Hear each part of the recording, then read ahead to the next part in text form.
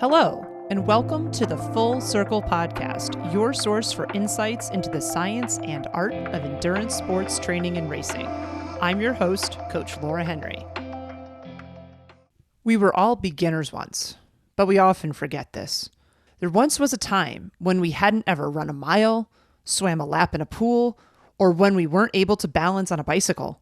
Even if we learned how to do these things on a fundamental level, such as swimming for safety or running as fun and as part of play with friends, or being able to balance on a two-wheeled bike, there was still a time when we didn't do any of these things as part of a regular exercise routine, let alone actually training for something. Here's some important perspective. According to the State of Running 2019, which is an analysis and report conducted by RunRepeat.com and World Athletics, here are some statistics about running race participation. It's worth noting that this report from 2019 is the most recent one conducted, and a link to the full report is included in the show notes. Worldwide, about 8 million individuals participate in a running race each year. The 5K distance and the half marathon are tied as the most popular running race distances, with 2.9 million people running 5Ks every year and 2.1 million people running half marathons every year. So this means that 0.1% of people worldwide do a running race every year. In the United States, about 328,200 people participate in running races each year. This is about 0.1% of the U.S. population, so this is in line with the worldwide statistic of 0.1% of all humans. For marathons, 1.1 to 1.3 million people will run a marathon every year.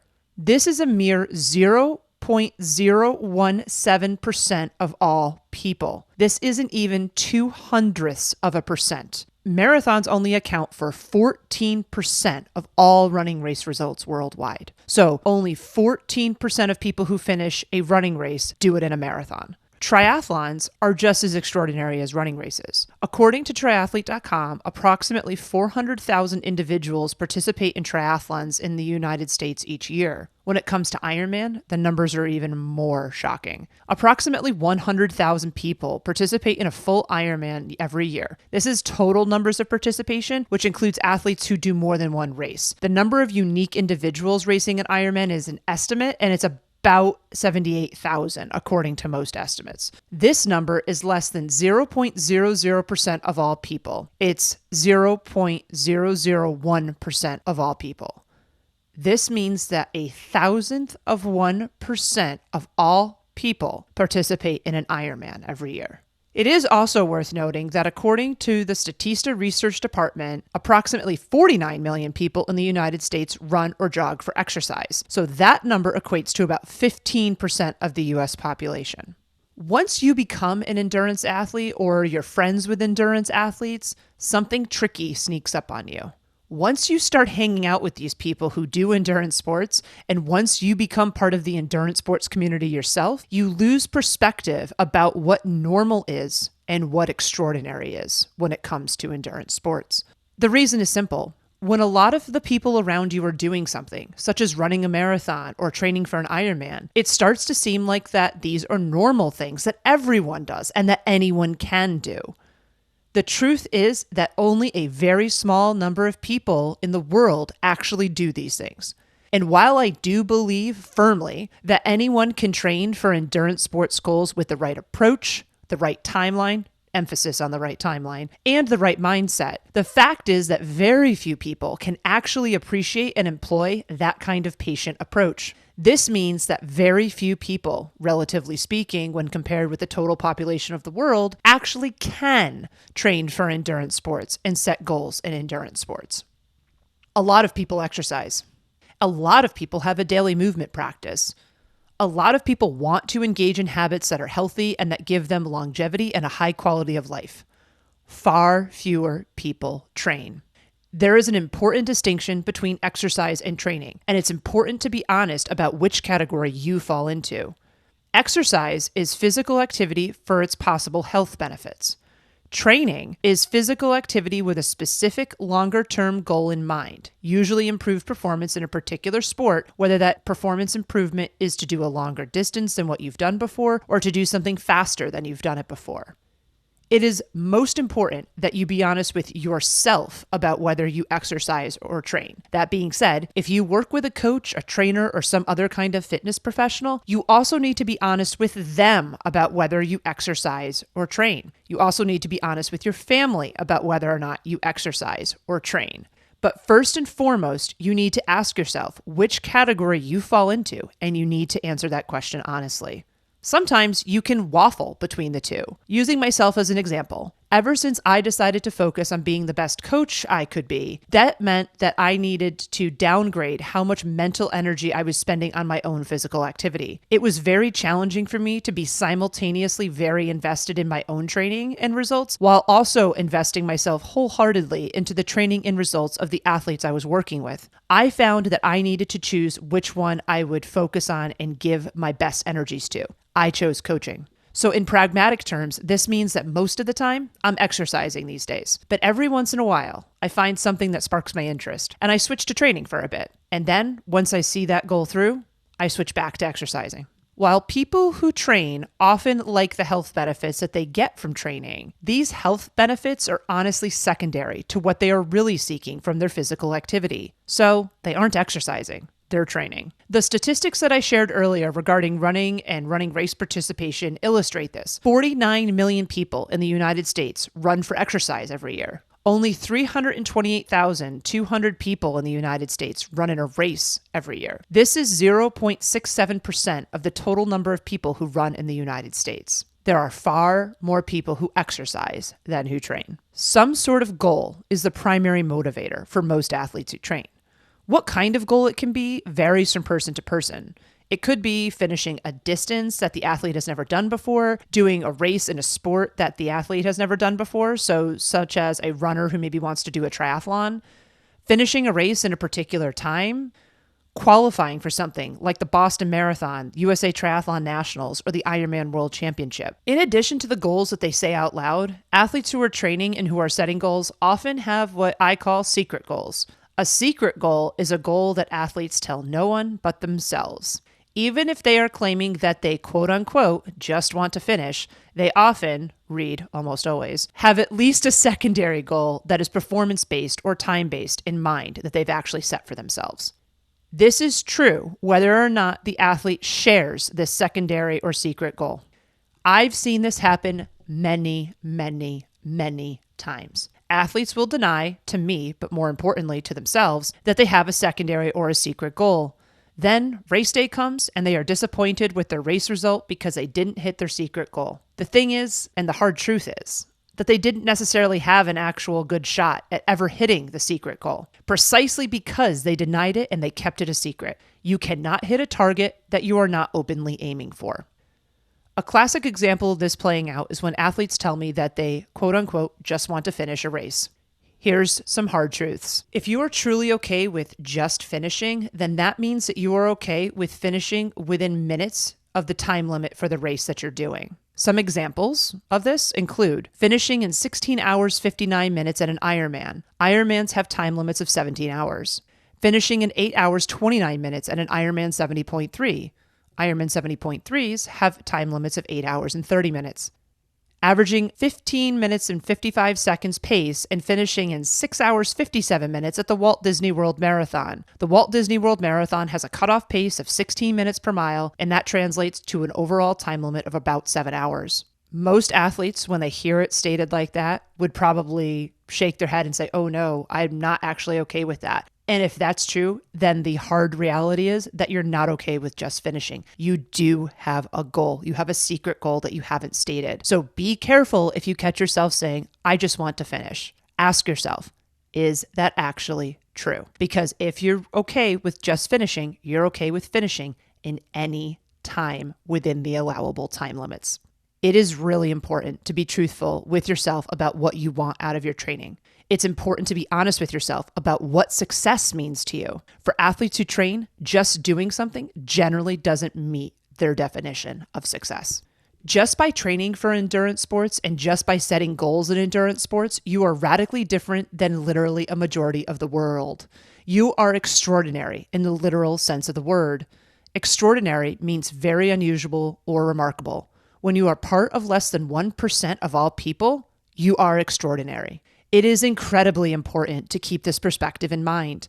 It's not to be arrogant or to have you feel like you're quote unquote better than another human. It's about having a pragmatic framework from which to work from when you are considering goals and or the things that you want to take on in your training. Just because 10 or more of your friends have done an Ironman doesn't mean that it's something easy or that anyone can do it. Just because a lot of the runners you know have run a marathon doesn't mean that 26.2 miles is an insignificant distance to cover and train for. Just because a 5K is quote unquote only 3.1 miles, and only is definitely in air quotes here, doesn't mean that it's not a significant accomplishment to run a 5K race. Over the years, I've observed how this loss of perspective clouds athletes' visions when it comes to goal setting. It manifests in a few ways that I've observed. Athletes who have watched other people that are close to them do something, such as a marathon or Ironman, think that it will be easy enough for them to train for too.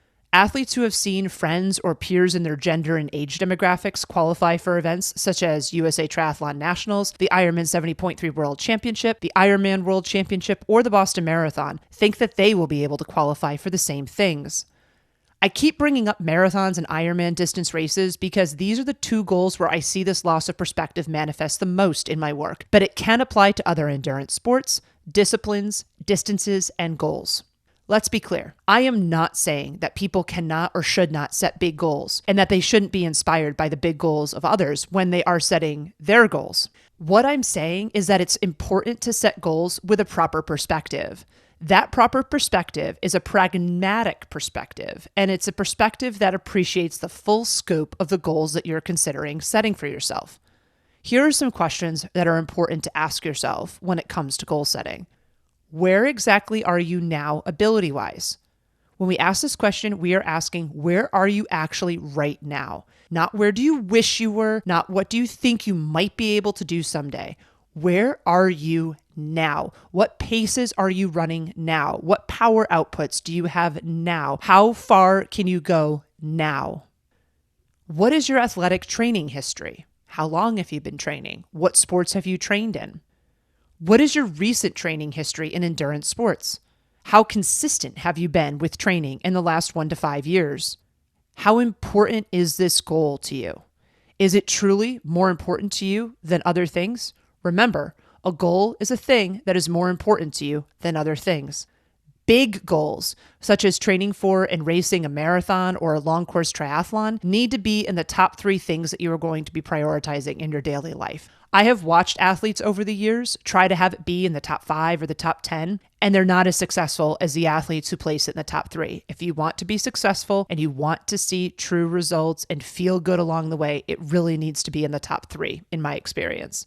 In most cases, the timeline for that level of prioritization in the top 3 is at least 6 months, but it's often longer. Honestly, it usually needs to be for 12 to 36 months, so 1 to 3 years. Big goals, such as qualifying for the Boston Marathon, the Ironman 70.3 World Championship, or the Ironman World Championship, usually need to be in the top 2 things that are more important than other things in your life. This can be hard for folks. It can be hard to deprioritize something else that has been important to you. But if you want to not only participate in a sport that so few people participate in, but then achieve a goal that so few people actually achieve within that sport, you are in that 0.000% of people. So that means that it needs to be in the top 2 most important things in your life. Unless you are genetically gifted and have a lot of inherent natural ability, big goals often have a longer timeline that they need to be at this level of priority. It's usually several years. Honestly, chances are that you don't have natural or genetic ability. It's exceptionally rare for people to have that kind of talent. So you are probably going to need to be the person who plans for a practical, long timeline to achieve these big goals. And finally, is the goal that you've stated your real goal, or is a secret goal your real goal? You need to be very clear about what your goals actually are. If you harbor a secret goal, the probability that you won't hit that secret goal goes up, especially if you are working with a coach. If the coach doesn't know what the goal is, what they recommend will not be in alignment with what your goal is. And therefore, the training that you're doing won't be setting you up to try to hit that goal. You need to share the goal. Goals are like a target. We can aim for it and have a reasonable chance of hitting it if we can see it. But if we can't see what we are actually aiming for, we are much more likely to miss the target, or in this case, the goal. If you don't have this pragmatic perspective, you may find out along the way that you're in over your head. This can be extremely frustrating and discouraging. I've seen athletes who are in this situation wonder what's quote unquote wrong with them. And that might be what happens for you too. There probably isn't actually anything wrong with you. What's probably true is this. Since you thought that this was a quote-unquote normal goal, you didn't give yourself enough time to properly prepare for the goal to include increasing your capacity to be able to meet the demands of the event or the goal that you just set. Remember, if the load being imposed exceeds your capacity, you have an increased chance of injury and/or of missed goals. Proper timelines are really important for goal setting and, by extension, goal achievement. My experience has shown me that most athletes can achieve most, if not all, of the goals that they set as long as those goals are properly prioritized in their life, aka the goal is getting their first fruits, and with appropriate timelines, which, as I stated earlier, are sometimes many years. Most athletes decide on a goal or a race, and then however much time is left until that race is how long they give themselves to prepare for the goal. This is also how long they expect it will take for them to be ready to meet that goal. This is an improper way to go about goal setting. Based on the answers to the questions that we posed earlier, this may not actually be the timeline that you need. You may actually need more time. The more extraordinary the goal, the more you need to be patient with the process and let how you're progressing inform how and when you will decide to make your attempt at the goal. For instance, if you want to do an Ironman, you may need to spend several years getting used to the sport of triathlon and to the rhythm of your training. If you want to achieve a particular time-based result, you may need to see how you're actually progressing time-wise and how much time it's actually taking you to get faster and to make progress. Remember, training adaptations and progress are not linear. Even if the trend is up over time, that is not a straight line for almost everybody. There's going to be bumps along the way, but the overall line or the trend is going to be up for most situations. Becoming an endurance athlete is an extraordinary thing. It's a wonderful thing. It's a wonderful community that's supportive, and it's a great group of friends when you get into it. Being an endurance athlete is also a fun and interesting way to see the world. However, at the end of the day, if you are an endurance athlete who is training and setting goals, you are a very small percentage of all humans on the planet. It's incredibly important to keep this perspective in mind when contemplating what goals you want to set and what path you want to embark on. Respect the distance and the magnitude of what you are doing and what you might hope to be doing. This perspective will help you to be able to set authentic, appropriate goals for yourself and to increase your chances of not just surviving, but thriving en route to them.